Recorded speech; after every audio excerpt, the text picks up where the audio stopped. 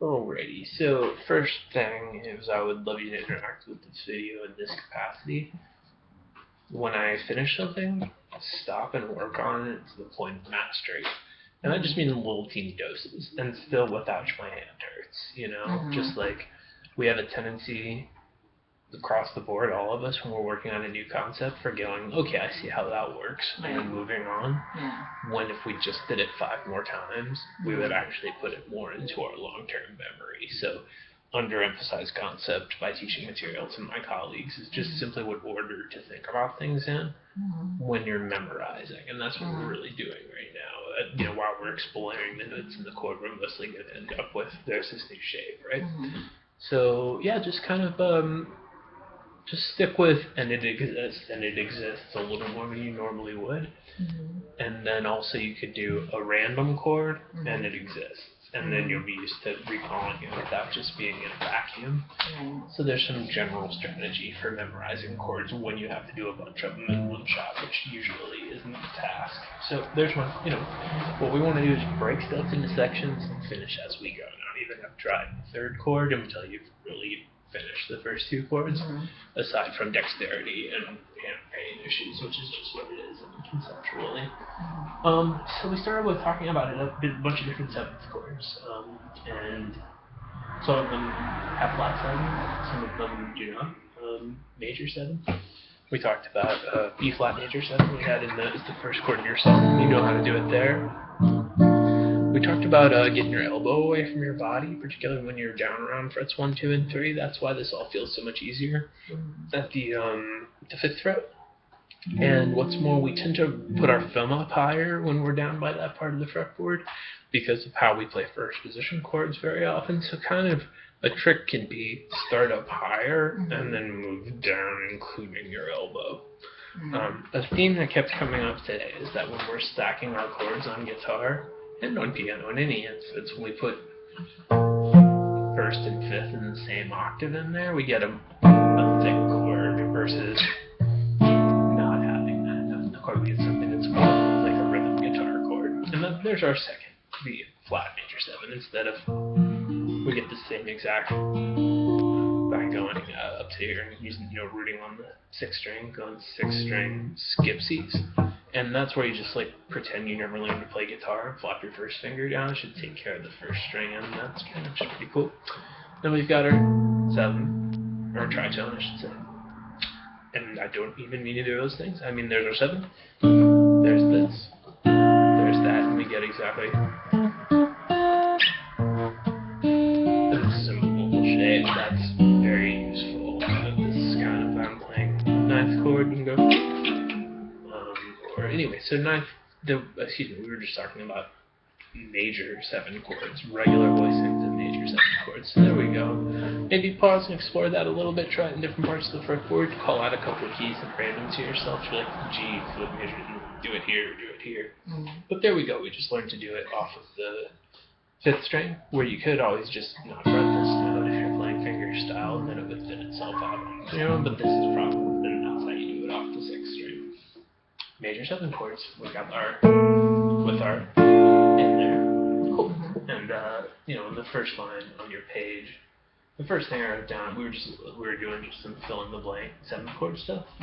And on the other end of the spectrum, from major 7 chords that are like angelic voices, would be 9th chords. They're like I'm funky, I'm blues, I'm cool. So let's use D9. Although on the page right at the top left, we're talking about C9, which is this chord that you already sort of knew, where you just flop your ring finger down and go ouch. But if we were going to do that for D instead, you could use it as your 3rd chord in the song, and that's what I put in the notes there, was you could try D9. And while we're at it, this is Arthur, my associate, there's that movable C7 chord that you get. It's always a good D, so that it's like, here's a regular one that's got the root, here's the 9th that doesn't. Cool. So, just working my way from left right on the top there. Okay. But I just went B flat major 7 and then skipped over. And then, so we've just talked about all of those. And we get to just random, I threw in, hey, 13th chords are cool ones too. And I wrote 8, 13. Where we're going 5th fret, 5th fret, and that little cluster right there is a great way to abbreviate 7th chord in general. So instead of just so if you maybe want to actually pause and just do that, but it's going to be in this chord that we're about to play. We're saying I'm a 7th chord, I'm major, and then we're saying, and I'm a 13th chord. So that should feel a little weird, and even if you and you do really need both of them. But yeah, so there's some, some actual, useful, sound good, consonant type of 7th chords. Cool. So then, next line down, we started to talk about these no 5th included ways to play minor 7th chords, and this is a very common one. What we were just doing was like 7th chord. This is minor.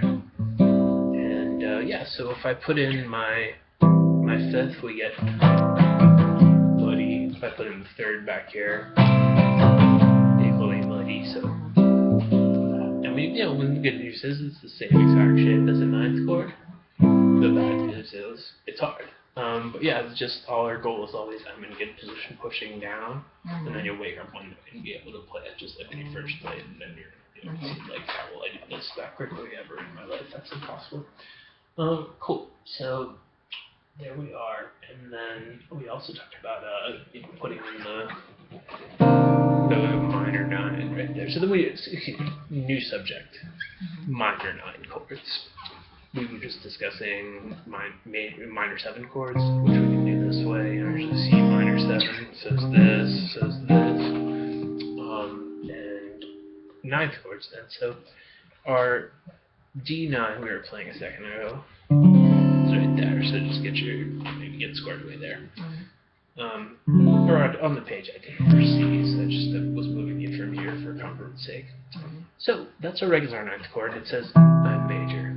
So what if we say I'm minor? This one right here, you can actually come in and use 4 fingers. You don't have to bar anymore. So that's a C minor 9 chord. It's the exact same as the other one. You just don't have to bar and you use all 4 fingers. Yeah, there's good news on that one. And technically speaking, that or just this is our minor 9 chord. Or yeah, that's what I meant to say. But we can also just put in the 7th there as well, which technically speaking, there we're just saying, 7 and 3rd, but so either one of those can be used.